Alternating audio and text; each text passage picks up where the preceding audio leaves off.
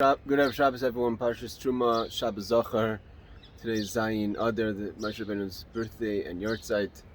So to tie in a few ideas together, so there's a story told. I told it over to our friend Gamliel Shtut, who's on this chat yesterday, of a chassid. I think it was Rabbi Isaac Homler, who Parshas Zachor was in a shul, a Veltish shul, meaning a non-chassidic shul necessarily.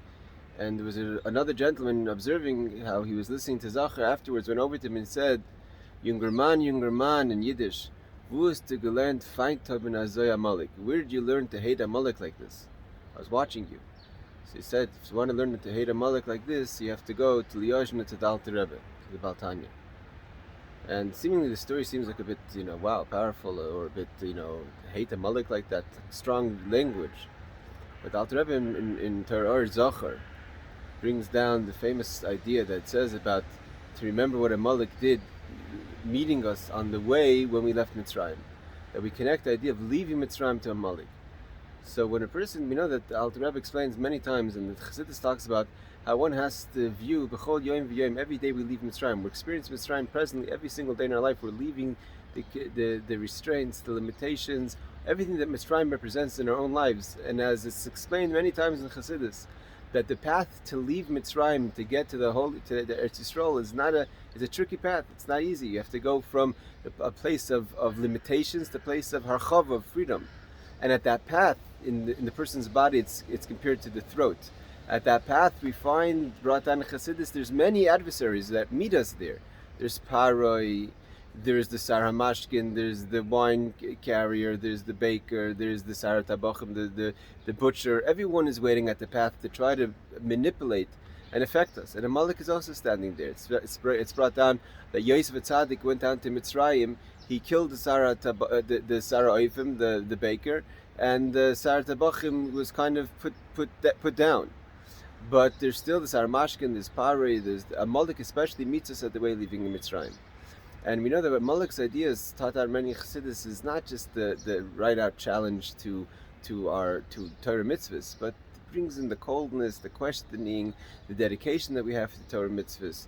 And it's really at that point is that we're struggling with between our desire to get out of our limitations and to go to the land of the land of freedom, the land of plenty, which Eretz Yisrael represents. And right at that point, we face the challenges, that the doubts. Is this the right path? Is this what I want to do with my life? Is this how I want to live? Do I want to give up what maybe is a life that's a nicer life on the other side? And that's the challenge that we have with Amalek. And this really ties in to Parshas Truma. The Parshas Truma is it's brought down. The Rebbe has a beautiful word. It's brought down about the three givings, the Trumas that we give. So the first Truma says V'ikhu li Truma, take from me a Truma. It doesn't say give me a Truma. It says take from me a Truma, and it doesn't mention that we do anything. We take from Hashem a Truma. Seems to say. And the Rebbe says this is based on the idea taught by the Rebbe Marash, that it says, Kol doidi doifik pischuli. That in the beginning Hashem is doifik, Hashem is pounding at our door, and says, open up the door. It means the awakening happens from above. Hashem gives us the inspiration, because we can't create the inspiration. Hashem gives us the inspiration.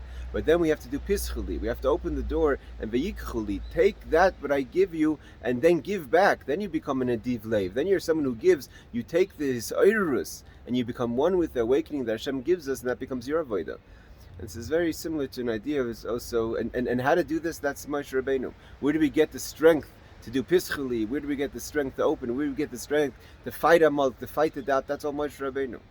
And it's very interesting, Halacha brought down in yesterday's Rambam, meaning Thursday's Rambam, an amazing Halacha. It says, questioning about foods that come impure. So a question the Rambam asks, based on the Mishnah obviously, is what is the law with seeds that grow into plants or trees that become impure? Do the fruits or the trees that come from these seeds, are they also tamei impure? So the Rambam says no. That if you plant a seed, then the tree or the fruits that come from this seed are ketar, are pure. But the Rambam says two conditions. One condition is that it has to take root. But it has to take root also in earth.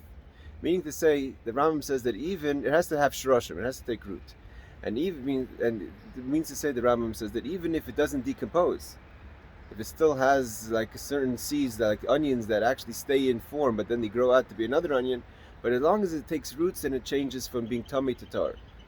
And if it decomposes but doesn't take root, or it's not in a kind of earth that takes root, then the seed stays tummy. And this is based on the teachings of Chassidus many times. Chassidus explains that the battle in life, the Yitzis Mitzrayim of life, is like a seed. That like a seed has to go into the earth, and from the earth it decomposes, and from there grows out a strong tree. So too we experience things in life.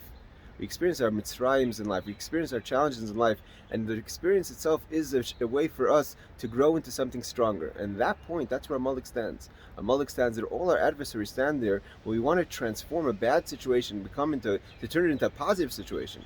But the condition for us to purify ourselves in the process is we must be rooted in what we're doing. If we decompose, if we change who we are, if we go into the status of bittul, self-nullification, we must root ourselves in that idea. We grow out to be a great tree. But our foundation is that v'nafshi ka'ofer l'kol tiyeh psach libi b'sarsecha. My soul has to be, you have to have ka'ofer l'kol, you have to be humble. And when you have humble, then you can grow to something pure.